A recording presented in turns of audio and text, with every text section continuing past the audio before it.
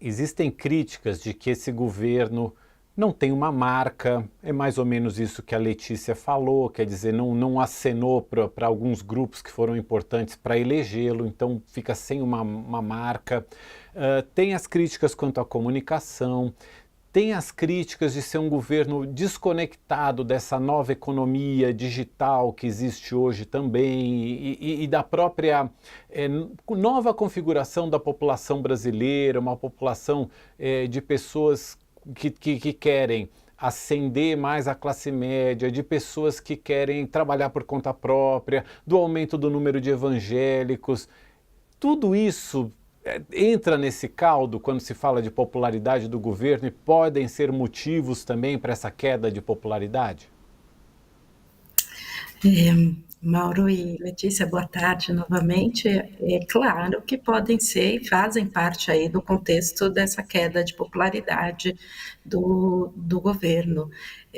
Eu traria um elemento também, num artigo que hoje saiu do Felipe Nunes, que ele coloca algo que eu acho que é importante para a gente analisar. Que ele fala, olha, não existe mais o voto automático, né, do eleitor que, mesmo com todas as crises no governo, continuaria o apoiando por ser da base histórica de apoio do PT ou de apoio ao próprio Lula. Então tem um contexto também dessa mudança no perfil do eleitorado, como você colocou. É um eleitorado mais crítico, é um eleitorado que está sentindo no seu dia a dia os efeitos, como a Letícia já colocou, do aumento da inflação e aumento dos preços de alimentos.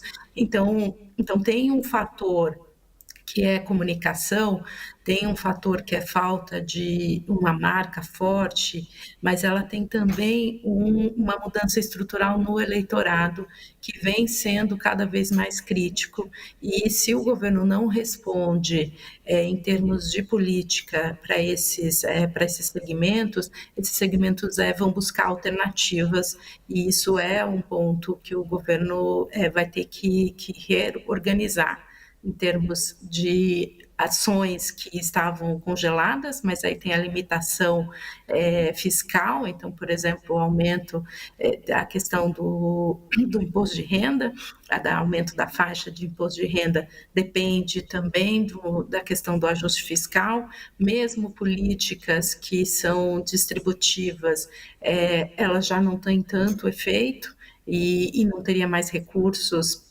abundantes para fazê-lo. Então, o governo tem aí também um problema na própria lógica de encontrar respostas que agrade e volte a atrair o seu eleitor tradicional.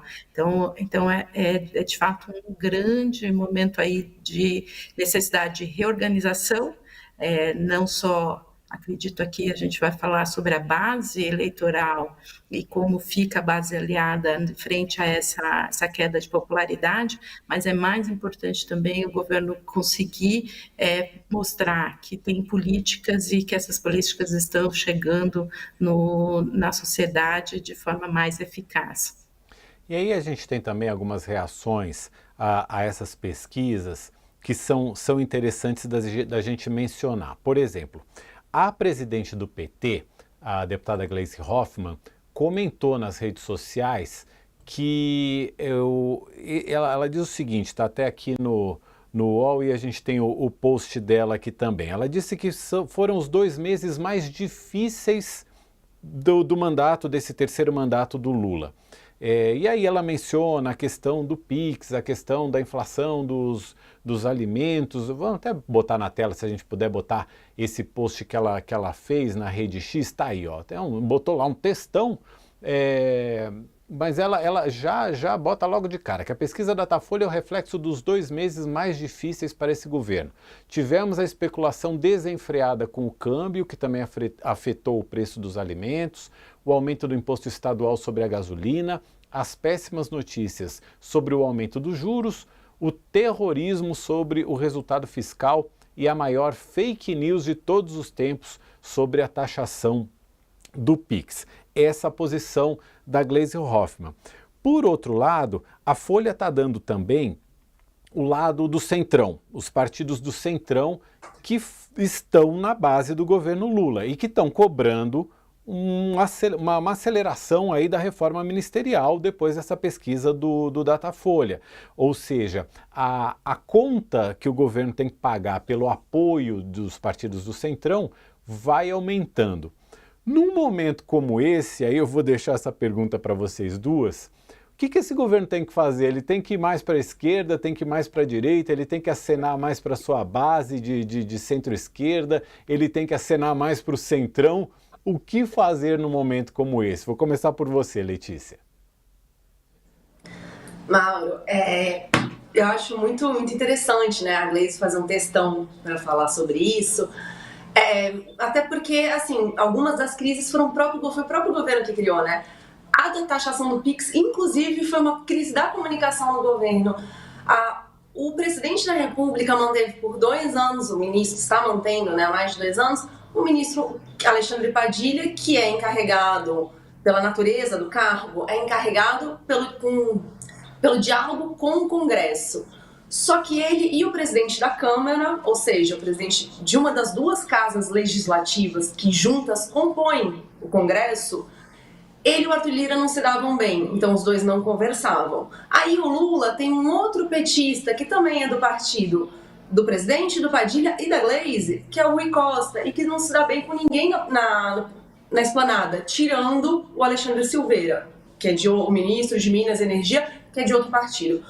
Mas, e o Rui Costa está num cargo, digamos que absolutamente 200% um cargo-chave, que é a Casa Civil, que é por ali que se passam todos os projetos do governo federal, tudo que é importante, é o coração do governo, o coração do Palácio do Planalto, é a Casa Civil.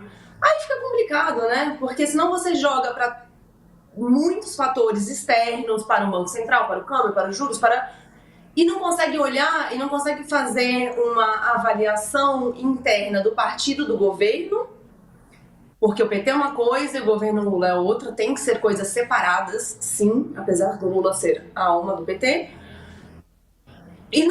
E fica parecendo que a culpa de todos os problemas é sempre externa. O PT é um partido que tem muita dificuldade de fazer uma autocrítica. E a gente viu isso pelo menos nos últimos 15 anos, com todo o processo do impeachment da presidente Dilma, com toda a questão da Lava Jato. O PT tem muita dificuldade de olhar para dentro e levantar os erros, apontar os erros e assumir esses erros.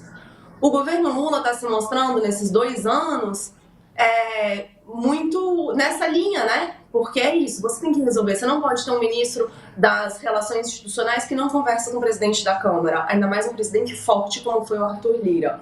Você não pode ter um ministro na Casa Civil que tem problema que todos os outros ministros falam que é muito difícil de dialogar, que não toca os projetos para frente. Não dá, alguma coisa você tem que fazer. E eu não digo que a solução seja trocar esses ministros, mas esse tipo de situação não dá para ter. Então, não sei como que o governo Lula vai sair dessa. Talvez agora, que há alguns meses a gente tenha escutado sobre uma possível reforma ministerial, temos escutado até especulações sobre cargos, talvez isso mude, não sei mesmo.